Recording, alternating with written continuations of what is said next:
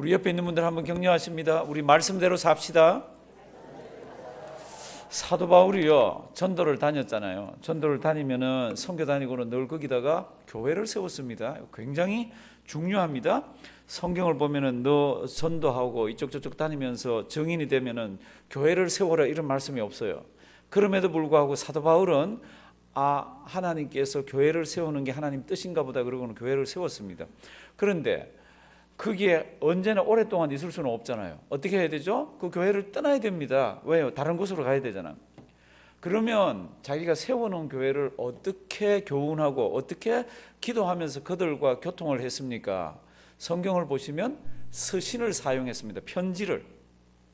그래서 편지를 사용해서 빌립보 교회에, 에베소 교회에, 고린도 교회에, 갈라디아 교회에.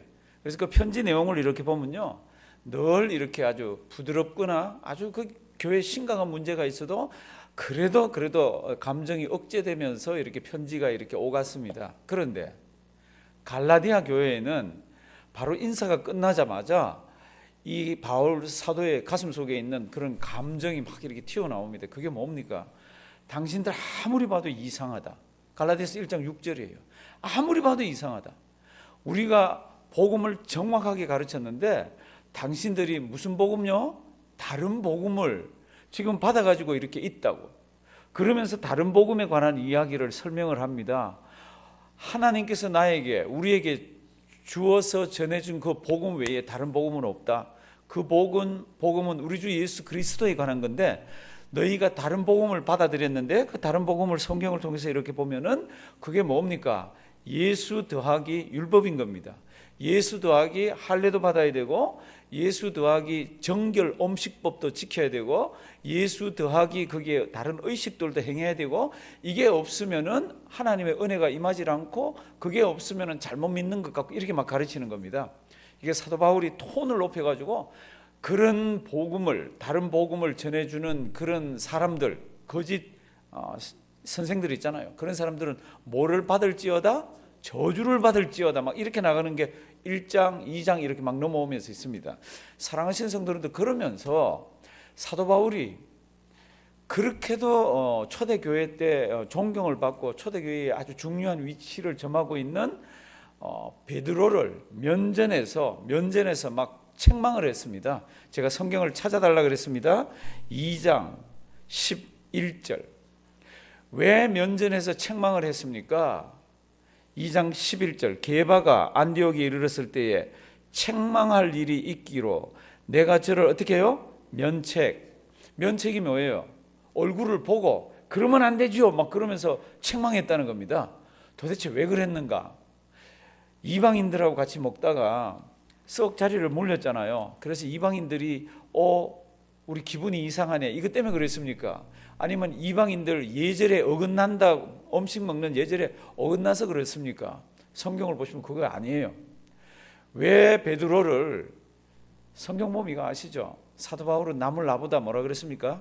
낮게 여기라고 언제나 그랬습니다. 그럼에도 불구하고 이 문제만은 그 문제하고 다른 겁니다. 이 문제는 진리에 관한 문제라. 그러니까 베드로를 막 이렇게 면책을 하면서 책망을 했는데 그 이유가 같이 밥을 먹던 사람들 마음이 상해서 이거 예법에 맞지 않아서가 아니라 이렇게 성경은 기록하고 있습니다. 14절 한번 보실래요? 2장 14절. 왜 베드로를 그렇게도 책망을 했습니까? 그러므로 나는 저희가 무엇 따라 안 한다고요? 복음의 진리를 따라 바로 행하지 아니함을 보고. 이게 무슨 이야기입니까? 베드로는 예수를 믿는 사람입니다. 예수를 믿으면 오직 예수잖아요. 그런데 다른 사람의 영향을 조금 받았습니다. 그 영향이 뭡니까? 할례 받아야 돼. 아니면 정결 음식법에 따라서 이방인들하고 밥 같이 섞어서 먹으면 돼, 안 돼, 이런 것들이 지금 막 있는 가운데서 식사를 했잖아요. 식사를 하다가 유대인들이 딱 등장을 하니까 밥상을 빡 물렸습니다. 그리고는 밥 안 먹는 것처럼 이렇게 한 거 있잖아요. 그러니까 사도 바울은 지금 뭐를 지적하나 그러면 이방인들하고 밥을 그렇게 먹으면서 그렇게 이방인들을 부끄러워하면서 그렇게 이방인들을 이렇게 죄인 취급하듯이 물린 것은 베드로 당시 마음 속에 바른 복음이 안에 있다는 겁니다. 바른 복음이 자리를 잡고 있으면 그 바른 복음에 따른 바른 생활이 있어야 된다는 겁니다. 그러니까 그렇게 하지 않은 베드로를 갖다가 막 질책을 하는 겁니다. 무슨 뜻이에요? 당신이 바른 복음을 가지고 있으면 그게 복음 더하기 율법, 복음 더하기 정결 음식, 복음 더하기 무슨 할례 이런 게 아니라 복음은 복음대로 행해야 되지. 왜 이방인들하고 밥을 먹으면서 그 부끄럽듯이 해서 그렇게 하느냐고. 이제 이렇게 되어 있는 게 오늘 성경의 시작들입니다. 이게 참 1세기 때 이게 얼마나 어려운 문제인지 모릅니다. 유대인들이 예수 같이 믿는 이방인들하고 같이 섞여서 신앙생활하고 같이 밥을 먹고 하는 게 얼마나 어려운지 모릅니다. 어느 날 이 베드로가 자기가 이렇게 비몽사몽간에 배가 고파서 이렇게 있다가 이렇게 환상 같은 걸 보잖아요. 하늘에서 뭐가 내려오죠, 그렇죠? 보자기 같은 그릇이 내려옵니다. 그릇 같은 보자기가 아니고 보자기 같은 뭐요? 그릇이 내려와서 이렇게 보니까 배가 고프니까 볼 거 아니에요. 온갖 가증한 것들, 더러운 것들이 다 들어 있습니다. 그런데 하늘에서 무슨 소리가 나죠? 잡아 먹으라고 그럽니다. 그거 어떻게 먹어요? 유대인 정결법에 의하면, 레위기 정결 코셔법에 의하면 그거 먹으면 안 되는 겁니다. 그래서 안 먹으려고 그러잖아요. 그때 하나님이 뭐라 그러시죠? 내가 어떻게 했다고요? 깨끗하게 한 거를 네가 깨끗이 않다고 하지 말아라, 그렇게 얘기합니다. 우리 사도행전 우리 11장 한번 주실래요? 사도행전 11장 이렇게 기록되어 있습니다. 또 들으니 소리 있어 내게 이르되, 이거 하나님이 말씀하는 거죠. 베드로야 일어나 어떻게 해요? 잡아 먹어라 하거늘 다 같이 읽습니다. 내가 가로되 주여 그럴 수 없나이다. 속되거나 깨끗지 아니한 물건은 언제든지 내 입에 들어간 일이 없나이다 하니, 평생 저는 정결없이 코셔법을 지켰습니다. 저는 부정한 것을 먹지를 않았습니다. 그런데 이걸 어떻게 먹습니까? 그럴 때 하나님이 이렇게 얘기하십니다. 또 하늘로부터 두 번째 소리 있어 내게 대답하되, 하나님이 어떻게 해요? 깨끗하게 하신 것을 내가 속되다 더럽다 하지 말라. 우리 자기들 정결법으로는 이게 더러운 겁니다. 근데 하나님이 이렇게 얘기합니다. 내가 깨끗하게 했으니까 먹어도 된다는 겁니다. 이게 무슨 뜻일까? 이런 적이 없었는데, 그렇게 있는데 밖에서 똑똑똑 두드리면서 이렇게 하기를 3번 했잖아요. 똑똑똑 두드리면서 이방인이 와서 자기 집에 좀 가자 그럽니다. 자기 주인님이 좀 오라고. 갔더니 그 주인이 납작 엎드리면서 주님의 말씀을 받을 준비가 돼 있다 그러잖아요. 하나님께서 이방인들 교류하면 안 되잖아요. 그래서 베드로가 유대인이, 예수 믿는 유대인이 이방인들과 교제하는 것은 법에 어긋나는 거지만, 하나님께서 괜찮다 그랬으니까 괜찮구나 그러면서 거기 복음을 전합니다. 베드로는 벌써 이게 있는 사람이에요. 그럼에도 불구하고 이게 얼마나 어려운 문제인지 모릅니다. 1세기 때. 그래서 베드로도요, 이방인들하고 밥을 먹다가, 형제요 그러면서 밥을 먹다가 예루살렘에서 왔는 유대인들이 딱 등장을 하니까 이 밥상을 치워버리고, 저 밥 같이 못 먹겠다 그러고 하잖아요. 그러니까 다른 사람들도 시험 들어가지고 밥을 안 먹었습니다. 왜 그렇습니까? 그럴 때 복음의 진리대로 행하지 않았다는 겁니다. 복음의 진리대로, 다른 복음이 아니라 복음대로만 행했다면은 그 이방인들하고 같이 먹으면서 다른 사람이, 유대인들이 와서 힐난하거나 뭐라 그래도 이거 하나님이 우리 다 같이 형제 자매가 되게 했지 이러면서 이렇게 할 수 있다는 겁니다. 근데 이게 그렇게도 어려웠습니다. 1세기 때는. 그러니까 사도 바울이 그 문제를 딱 가지고 베드로를 어떻게 했어요? 책망을 막 했습니다. 복음의 진리를 믿으면은, 복음을 믿으면은 복음대로 생활을 해야지 이거예요. 그럼 복음이 뭡니까? 그러면 우리 이렇게 생각합니다. 복음, 그 복음은 안 믿는 사람한테 우리가 전하는 거지 이렇게 많이 생각합니다. 그런데 그 말 맞아요. 그럼에도 불구하고 그 말 틀리는 거 아시죠? 왜요? 복음은 안 믿는 사람에게만 필요한 게 아니라 우리도 복음의 진리대로 뭐 할 책임이 있어요? 행할 책임이 있습니다. 14절 다시 보십니다. 그러므로 나는 저희가 복음의 진리를 따라 바로 어떻게 해요? 행하지 아니함을. 이거 복음이 뭡니까? 안 믿는 사람에게 필요한 거예요. 그래 예수를 믿죠. 그럼 복음은 뭡니까? 믿는 사람에게는 그 복음의 진리대로 뭐 하게요? 행하게. 복음의 진리대로 행한다는 게 뭡니까? 그럼 율법이 다 폐지되는 거죠. 예수 그리스도와 십자가 구원에 관한 한은 율법이라는 건 다 없어지는 겁니다. 그런데 지금 그런 것들이 지금 막 작용해서 얽혀 있잖아요. 이게 사도 바울이 지금 베드로를 향해서 막 화를 내면서 16절 굉장히 중요한 이야기를 합니다. 사람이 무엇으로 이렇게 어렵다 함을 받습니까? 그렇게 정결 음식법을 지키거나 할례를 받거나 아니면 율법에 나오는 것을 행함으로써 의롭게 되어지는 것이 아니라 16절 사람이 의롭게 되는 것은, 요 의롭게는 수동태라 그랬습니다. 사람이 의롭게 되는 것은 무엇에서? 율법의 행위에서 난 것이 아니요 오직 예수 그리스도를 믿음으로 말미암는 줄 어떻게 해요?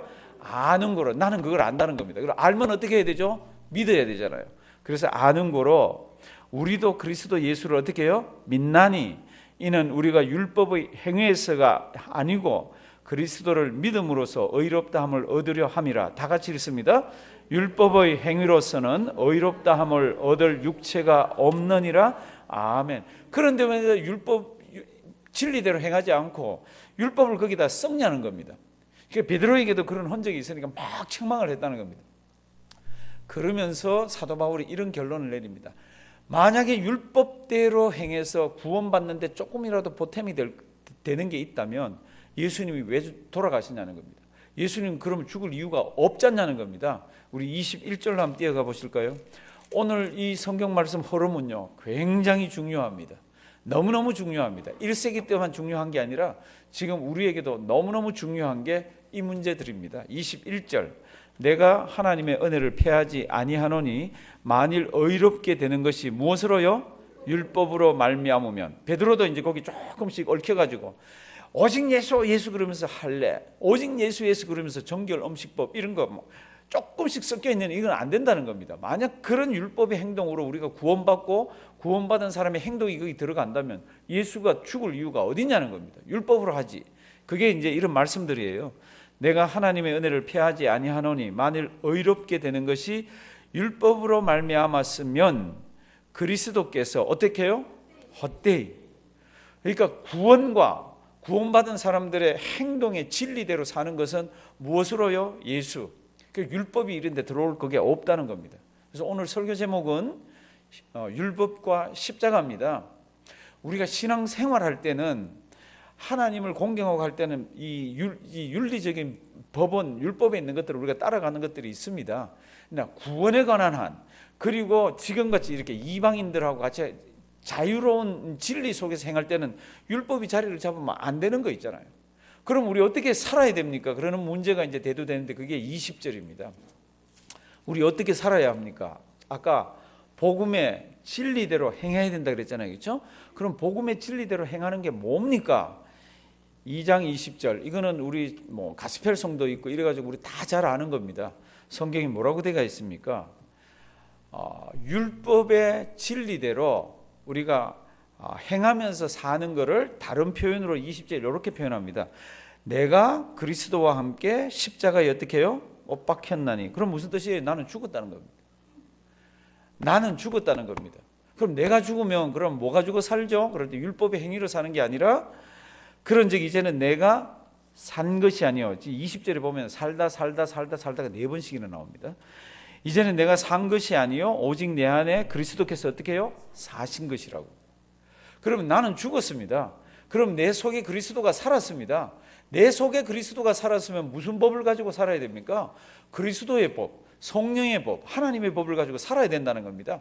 그 그리스도의 법은 뭡니까? 그런데 이방인까지 다 껴안고 한 예수 믿는 사람이 되셨으면 먹는 것 가지고 이렇게 하는 게 아니라는 거죠.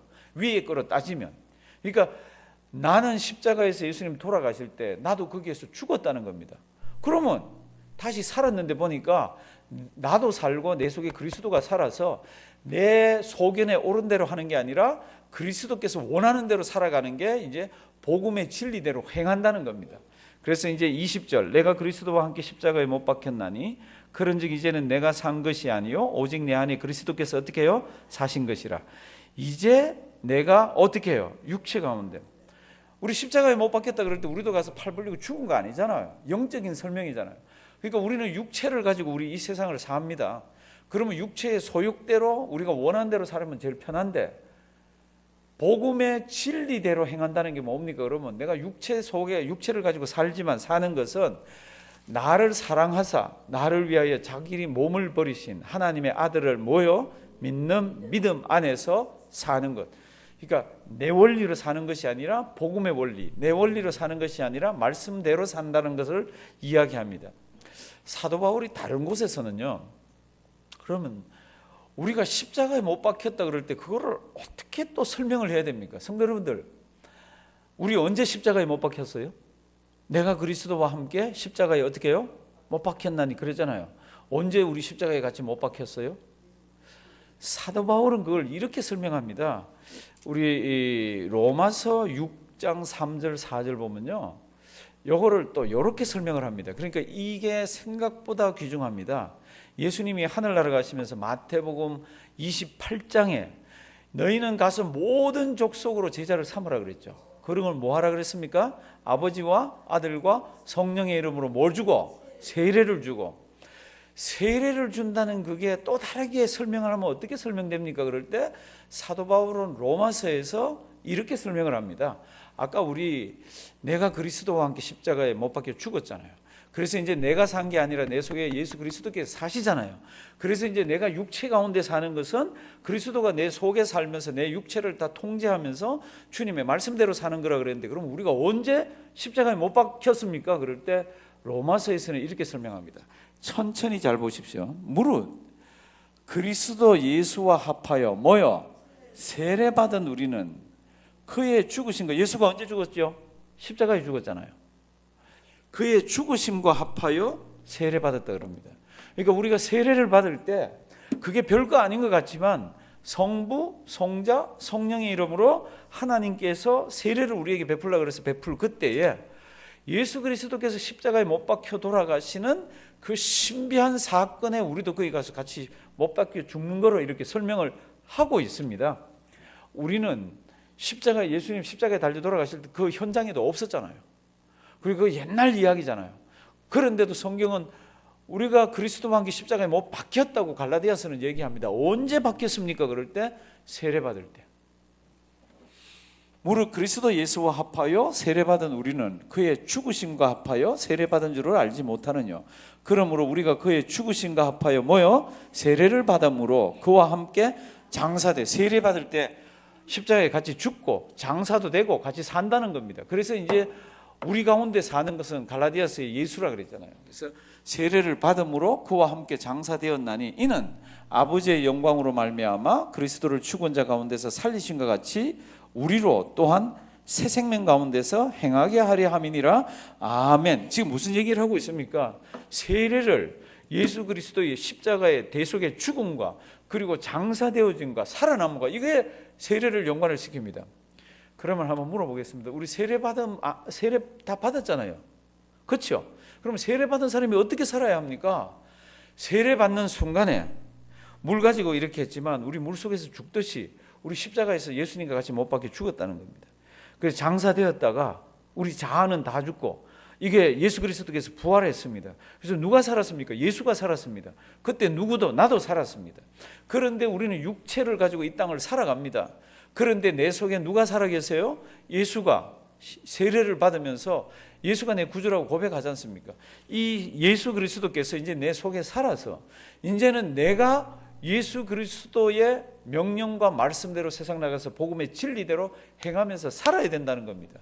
그게 갈라디아서에서 이 교회를 향해서 복음이 뭔지도 얘기하면서, 복음이라는 것은 안 믿는 사람에게만 전해주는 게 아니라 복음이라는 것은 믿는 사람에게도 행동의 지침이 되고 그거 따라 행해야 된다는 겁니다. 우리 2장 14절 다시 한번 가십니다. 11절은 책망을 아주 크게 했습니다. 베드로에게. 참 제가 이 성경을 볼 때요, 이거 쉽지 않은데, 이거 쉬워요? 기록되어 있지만 이거 쉬운 것 같아요? 이거 못합니다. 이런 거 힘듭니다. 어려워요. 대놓고 그러면 안 되죠. 이렇게 잘 못하잖아요. 그런데 왜 이야기를 했습니까? 이거는 워낙 큰 문제라. 예수 그리스도의 십자가 사건에 훼손되어지는 그런 지금 것들과 맞물려 있는 거라. 그러니까 사도 바울이 양보를 하지 않습니다. 그리고는 베드로를 막 질책을 했습니다. 내가 예수 믿는 유대인으로서 어떻게 이럴 수가 있냐고. 예수를 믿는다는 뜻은 이방인과 유대인들이 그리스도 안에서 자유함을 누리면서 통하는 건데, 이렇게 율법에 매여 가지고 이렇게 있는 거, 이게 말이 되냐는 겁니다. 이렇게 막 면책을 하고는 14절 이렇게 살지 않았다는 겁니다. 어떻게 살지 않았습니까? 그러므로 나는 저희가 복음의 진리를 따라 바로 행하지 아니함. 이거 굉장히 중요한 단어죠, 그렇죠?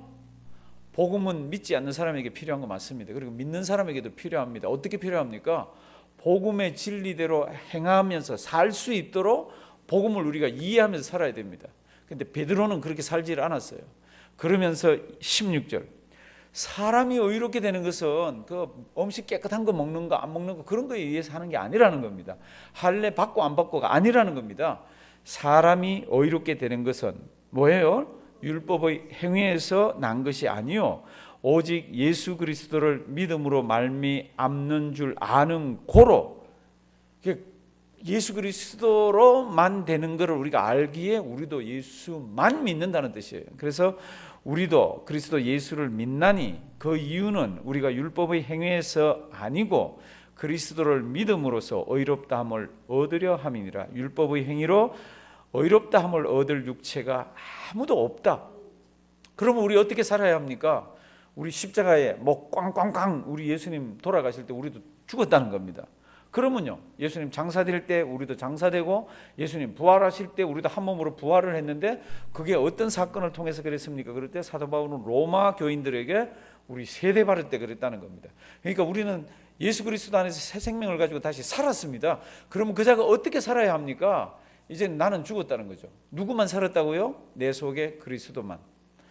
그런데 어떤 그리스도는 상당히 막 싸나운 그리스도도 있더라고요. 제가 이렇게 목회하면서 보니까 어떤 그리스도는 막 미워하는 그리스도가 있대. 이거 우리가 잘못 믿어서 그런 거죠. 그러니까 14절에 복음의 진리를 따라 바로 행해야 되는 우리가 됩니다.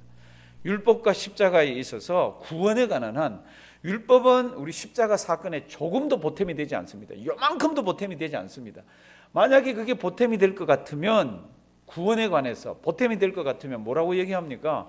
예수님 헛죽었다는 겁니다. 오늘도 이 말씀 잘 기억하길 바랍니다. 우리 속에 누가 살아계신다고요? 그리스도만. 그러니까 세상의 어떤 원리나 아니면 내 세상의 어떤 육신의 어떤 욕심대로 살려고 하는 것들이 있을 때는 나는 죽었어, 옛날에 죽었어, 아니지, 그러고 꾹꾹 누르셔야 됩니다. 그리고 성령님의 이름으로 이런 것들을 이겨내셔야 돼요.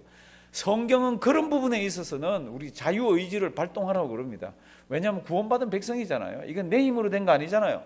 그럼에도 불구하고 죄를 짓지 않고 뭐 무슨 일을 하거나 이럴 때는 하나님께서 우리와 함께 협력을 하십니다.